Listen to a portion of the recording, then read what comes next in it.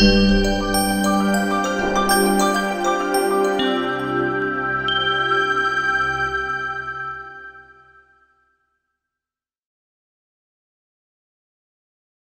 morning, everybody. I'm sorry my English is not very good, but I will try to, to express myself.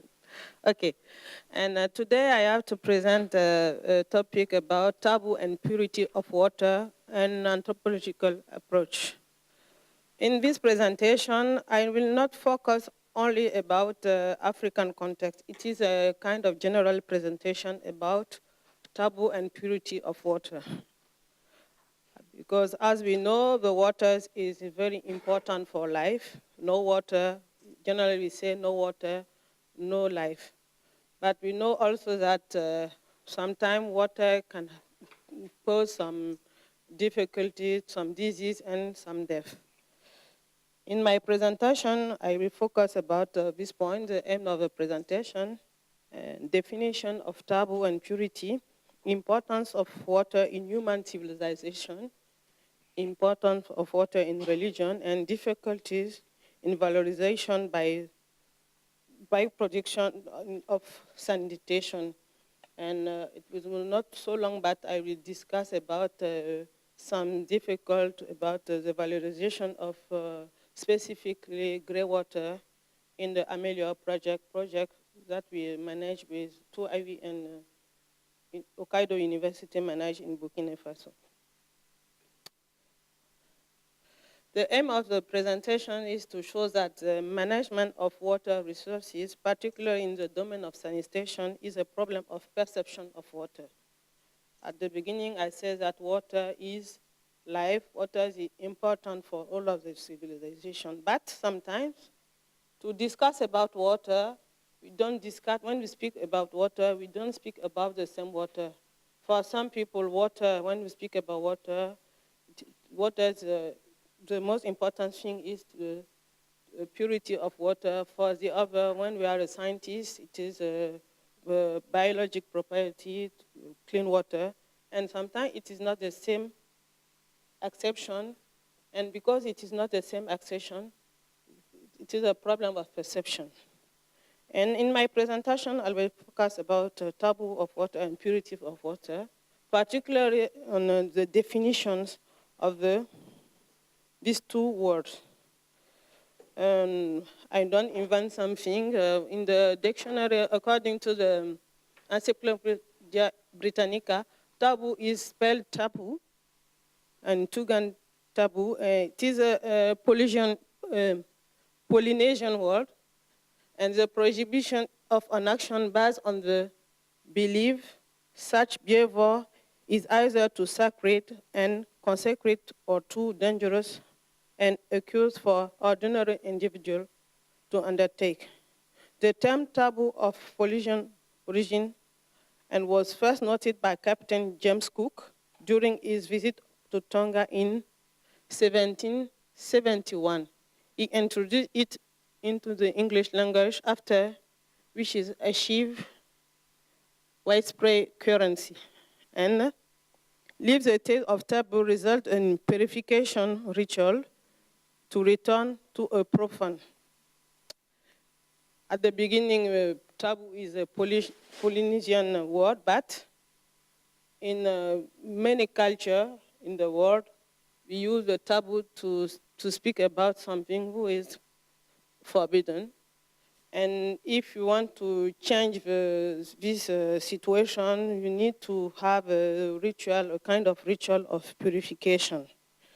And now I can speak about the purity.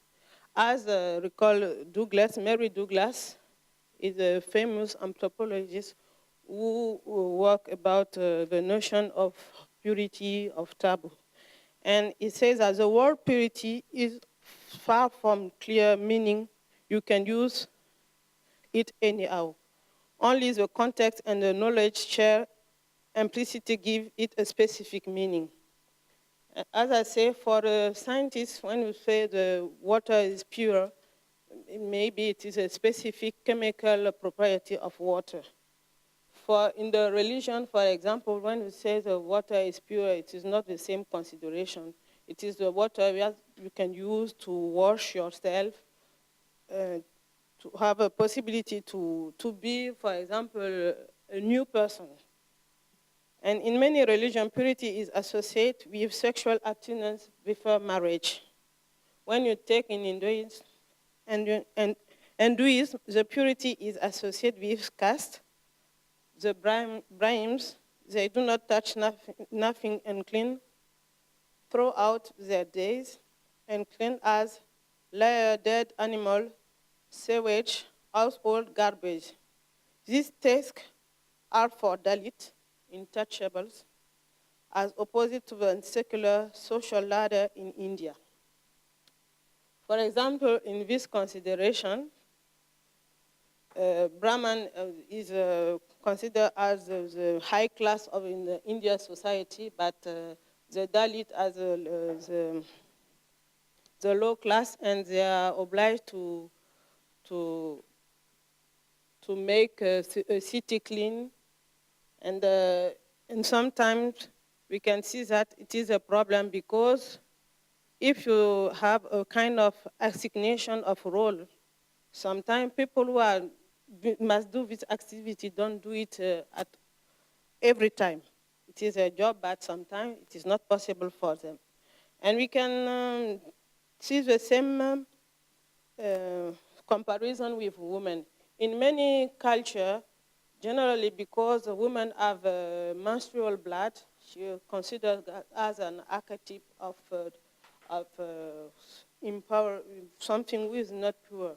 And for this reason, it is a woman is a person who must in charge of the cleaning of household or the cleaning of the area. But unfortunately, for example, when I take the case of Burkina Faso, when you go in the street, in the public space, generally people consider that, for example, in front of houses, women must every day take care and clean it very well. But unfortunately, we constate that it is not every time the case. And for most religions, Islam, Christianity, Judaism, Hinduism, etc., water is important.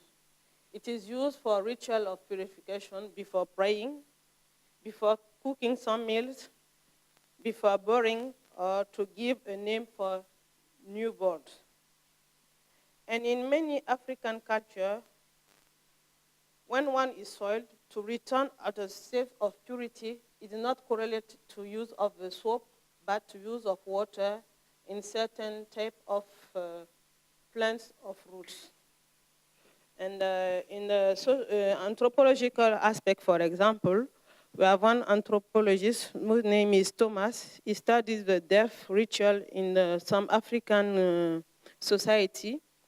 And he shows that generally when somebody deaf, it is a situation of no purity for himself, but only for his family and the community. Person who manipulate the deaf after the ritual, they need to wash themselves, sometimes with water, sometimes with plants roots who are in this water, and sometimes with some specific excrement. For example, cow excrement is important to recover a purity state. And for this reason, the soap is not very important for them. And because soap is not important, we need to make the difference between purification with hygiene. In our context, in the scientist context generally, we want to have, when we speak about sanitation, okay, we need to have something with use agent, something we use soap, something with clean, something with beautiful. But when you take the example of India again, chemical and biological exam shows that Ganj count more than coliforms per cubic meter of water, approaching that sewers. However, This does not prevent pilgrims to immerse there in the morning. The most important thing for them is not to know if the water is a good water as I say, as scientific consideration. If it is a pure water, the most important thing is to use water to purify themselves before praying. It is not the same level. One part for scientists can explain you, oh, this water is a coliform. There are more coliform in this water, but for pilgrims, the most important is to use water to be pure before praying. And in the same context, in many African culture, for most of people, the purifying something is the most important is to use water, not systematically swap with water. And for example, when we take the women for the toilet of young children, when they do some defecation, in most consideration about the diarrhea, some diseases like diarrhea, we can show that women use systematically water to wash the bottom of children. But in fact, after this manipulation, they don't use, only they take water and wash their hands, but they don't use soap. And in the process of discussion with them to explain them that it is important, sometimes they don't see the importance. The most important thing is to wash their hands. But in the scientist discussion in the medicine context, it is important to explain them that they need to use soap to avoid some disease.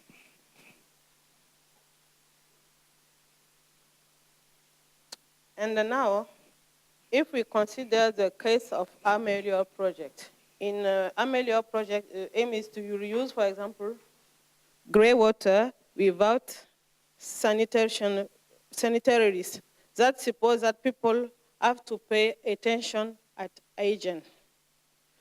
Because the reuse of gray water generally it's water that they use before, and the aim is to help them to use again this water, to have, for example, a little garden, to have opportunity to have at every time water. Because when you take the situation of Burkina Faso, it is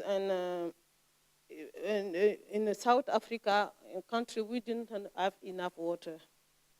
The dry season is very long, the raining season not so long, and during the dry season, water is difficult. To obtain water is difficult. And the challenge in this project is to help people to have water at every time. And the opportunity to have the water at every time is, to, for example, to have possibility to reuse water. For example, gray water, when they cook, when they wash their clothes, when they take a shower, they have possibility to put this water in the tank and use it, for example, for the garden, to have possibility to have some fruits or some vegetable for cooking. But to do it very well, it is important at the same time to take no risk for the health. We suppose that they manipulate this water with precaution, because in the Amelia system, we have some technological installation to filter this gray water before using. But in fact, when the engineer makes some analysis of this water, sometimes we have some disease, some kind of coliform, and it is important for this reason to help population to use this water, but take some precaution. Precaution is to put gloves and to wash their hand after the manipulation of water. But unfortunately, generally, the context where we want to use this technology, people don't have a systematically habit to use soap. In some of them, when, for example, they go to the toilet, some of them for the Christian area, they don't use systematically water. in the toilet. That is not a problem. But in the Muslim area, generally they use water for a toilet after going to the, for ablution or after going to the toilet systematically, they use water. But systematically, the soap is not used.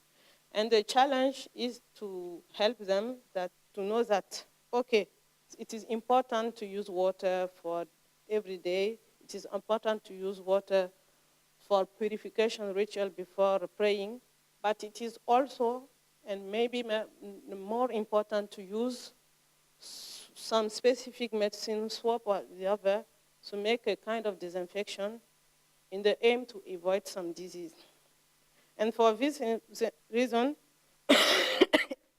for the researcher, it is important to set apart hygiene and purification, knowing that purification has not the same meaning according to the belief. And in conclusion, we can say that if you use the use of water in ritual purification is universal, its signification can be changed according to the context. Thank you for your attention.